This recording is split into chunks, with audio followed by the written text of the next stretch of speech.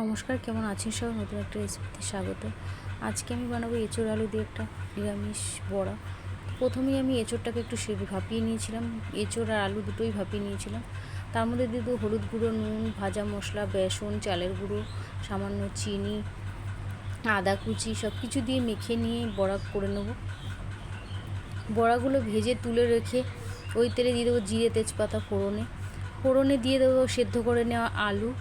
তারপরে দিয়ে দেবো হলুদ গুঁড়ো, নুন, তারপর দেবো সয়াবিন। সেদ্ধ করে নিয়েছিলাম সয়াবিনটাকে, ভালো করে ভেজে নিয়ে একটা মশলা বানিয়ে নেব।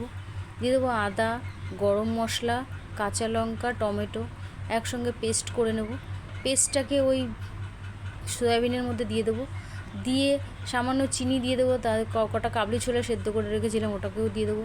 ঘরে বানানো গরম মশলা দিয়েছি, আর দিয়েছি জিরে গুঁড়ো, ধনে গুঁড়ো, লঙ্কা গুঁড়ো, হলুদ গুঁড়ো সব কিছুকে মিশিয়ে নিয়ে জল দিয়ে ফুটিয়ে নিয়ে দিয়েছি চানা মশলা আর দিয়েছি কারি পাতা।